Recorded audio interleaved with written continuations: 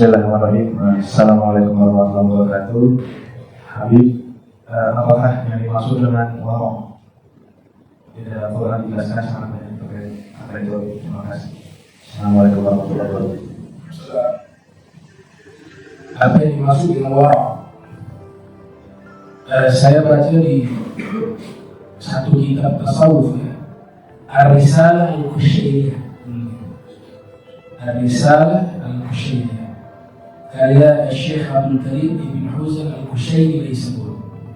Di situ ada mengutip pendapat Imam Ibrahim bin Adham.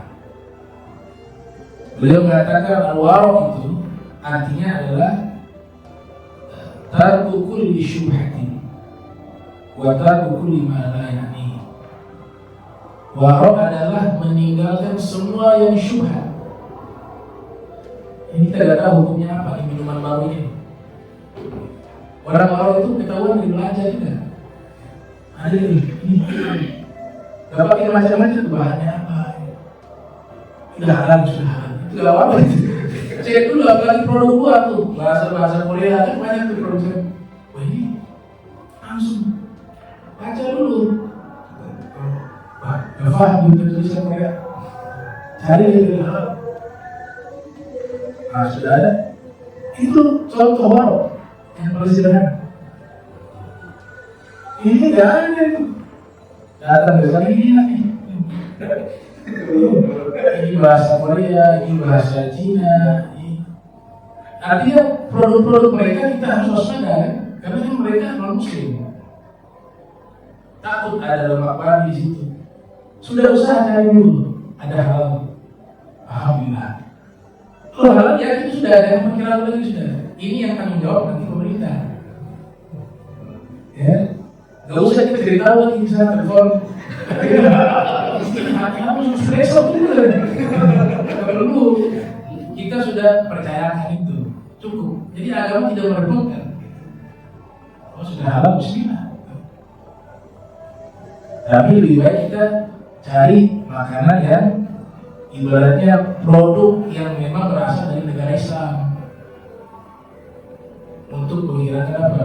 Mas-mas. Itu namanya waro. Ada lagi yang nggak waro sama sekali, hanya makan. Ini sudah halal. Lebihnya nggak ada tapi halal bisa. Gak ada waro, cari dulu halal dulu. Lebihnya kita di sini modal rujukan lebih halal. Kemudian kalau ada bahannya biasa kan ditulis di produk makanan itu kan ada bahannya, itu baca juga di situ.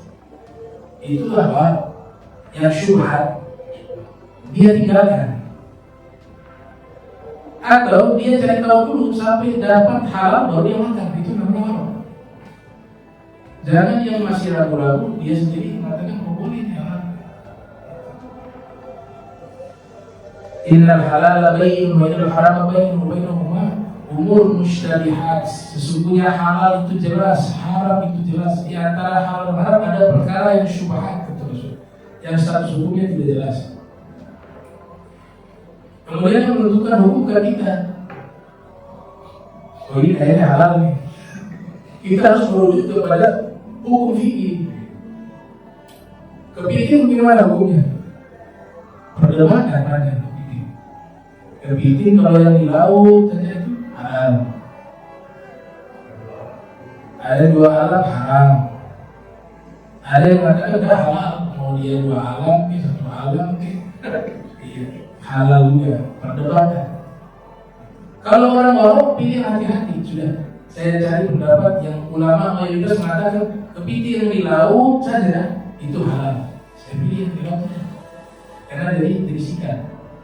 Al-Quran mengatakan kalau yang di laut itu halal, wahilla, sayyul bahr.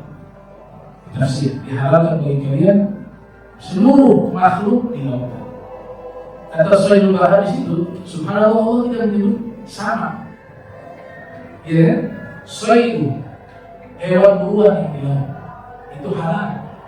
Berarti yang di laut ini semuanya halal, bukan hanya bisikan. Sengaja Allah tidak membatasi itu. Kita orang berikan. Ada yang lucu. Ada saya hukum tinta cumi. Iya. Itu kan enak tuh. Sama sudah itu langsung ke makan. Baik, saya cari di kitab. Dapat penjelasan ulama. Ulama ini ada 3 kesimpulan hukumnya. Yang pertama mengatakan tinta cumi ikan itu halal, suci. Ketika dia suci maka halal. Dianggap dia liur. Tinta itu liur itu suci. Baik. Pendapat kedua haram. Karena tinta hitam dari cumi dan jenisnya itu bukan liur tapi muntah. Muntah itu najis. Pendapat ketiga mengatakan kalian pilih saja. Kalau tintanya itu ada 2 jalur. Ada tintanya itu jalur liur, ada tintanya jalur muntah. Kalau yang tinta yang itu kedua, yang di perut sudah dibersihkan, kemudian masih ada tinta di bagian mulut, maka itu liur, maka halal.